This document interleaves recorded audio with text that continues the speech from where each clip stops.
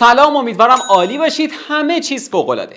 امروز میخوام یکی از اون مهارت‌هایی رو بهتون بگم که اگه یادش بگیری نه تنها جذاب‌تر میشی، بلکه نصف مشکلات ارتباطیت هم خود به خود حل میشه.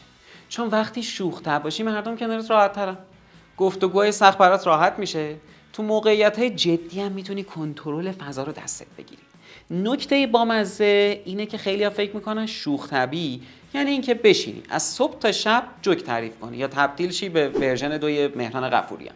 نه عزیز دلم، شوخ طبعی یعنی چطور حرف بزنی که آدما از بودن کنار تو خوششون بیاد. یعنی سبک ارتباط، نه شعبده بازی. اما قبل از هر چیزی ویدیو رو لایک کنید، چنلم سابسکرایب کنید تا بتونیم شروع کنیم، وگرنه اصلا نمیشه. لایک، سابسکرایب یادتون نره. اول از همه چرا اصلا شوخ طبع بودن اینقدر مهمه؟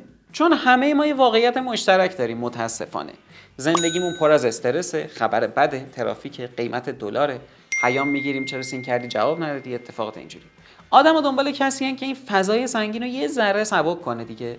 دنبال آدمی که حرف زدن باهاش راحت باشه. پس مستقیم میریم سراغ تکنیکا. چون نمیخوام مثل بعضی از ویدیوها اول بیام 10 دقیقه تاریخچه طنز تو ایران قدیم رو توضیح بدم، بعد بگم خب حالا ببینیم چی میشه. نه، سری میریم سر وقت اصل موضوع. تکنیک اول بزرگنمایی هوشمندانه است. این یکی از پادشاه‌های تکنیک‌های شوخ طبعیه.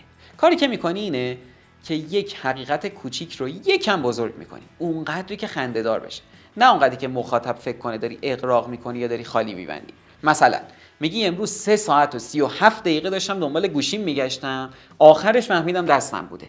انقدر خسته بودم که خود گوشیم میومد میگفت داداش من اینجام، بازم نمیدیدمش. این تکنیک فوق‌العاده جواب میده، چون دروغ نیست، واقعیته. فقط یکم شما توش بزرگ نمایی کردید. آدما عاشق این سبک بیانن، چون ذهنشون سریع تصویر میسازه و همین باعث میشه خنده بیاد روی لباشون. هر چقدر مثال سازی بهتر باشه، شوخ طبعیت هم بیشتر جلب توجه میکنه. این تکنیک توی گفتگوهای روزمره، سر کار، حتی توی مکالمه‌های رسمی، توی جلسات هم کار میکنه. مهم اینه که اغراقی که داری انجام میدی معقول باشه. معقول یعنی چی؟ یعنی مخاطبت با خودش بگه اوه منم همچین لحظه هایی داشتم. پس به این اغراق دقت کن. تکنیک دوم اینه که با خودتون به صورت هوشمندانه شوخی کنید. ببینید، با اینکه خودتون رو تحقیر کنید اشتباه نگیرید. ما دنبال اینیم که بامزه باشیم، نه اینکه از خودمون یه کاراکتر بدبخت بسازیم. افراد جذاب معمولا یه شوخی ریز از خودشون میسازن تا اینکه صمیمیت ایجاد کنه. مثلا میگی من هر بار مهمون دارم میخوام غذا درست کنم براشون، انقدر دست پختم خوبه، میگم یه وقت یه جوری نشه که دیگه نتونم غذای دیگه ای بخورم، سر همین میرم از بیرون غذا میگیرم که بالاخره همه راحت تر باشن. این سبک شوخی فوق‌العاده تاثیرگذاره، چون اعتماد به نفس شما رو هم داره نشون میده. کسی که با خودش اوکی باشه میتونه از خودش شوخی بسازه، وگرنه اگه کسی اعتماد به نفس نداشته باشه که اصلا نمیتونه با خودش شوخی کنه و اصلا نباید هم این کارو بکنه. نکته طلایی اینه که شوخی با خودتون باید لطیف باشه، بامزه باشه. نقطه ضعف جدی خودتون رو به هیچ وجه هدف نگیرید. وقتی این تکنیک رو شما درست انجام بدید، یه حس امنیت درستی بین شما و اون مخاطبی که دارید باهاش شوخی میکنید ایجاد میشه، چون حس میکنه با یه آدم واقعی طرفه، نه اینکه با یه آدم مصنوعی و خشکی که اصلا نمیتونه لبخند بزنه.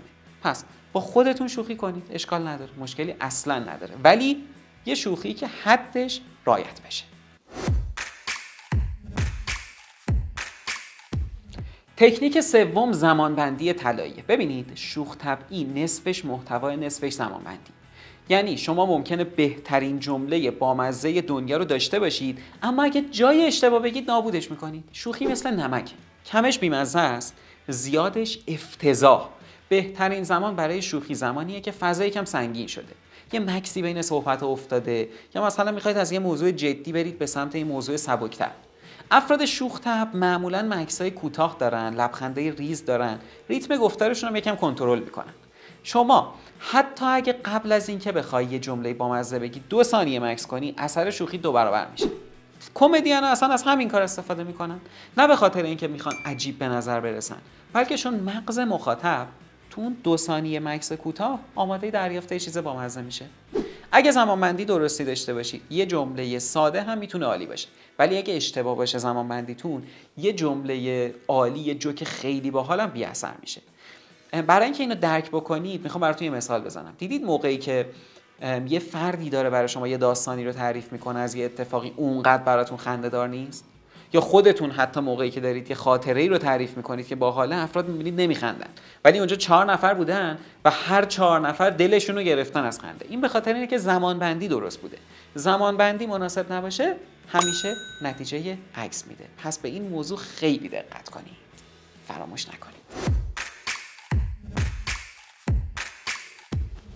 بهتون 3 تا تکنیک گفتم. حالا چرا این 3 تا تکنیک انقدر تاثیر داره؟ ببینید، چون شوخ طبعی فقط خندوندن بقیه افراد نیست، یه ابزار ارتباطیه که باعث میشه آدما بهتون نزدیکتر بشن، حرف زدن باهات راحت‌تر بشه و توی جمع حضورتون رو دوست داشته باشن.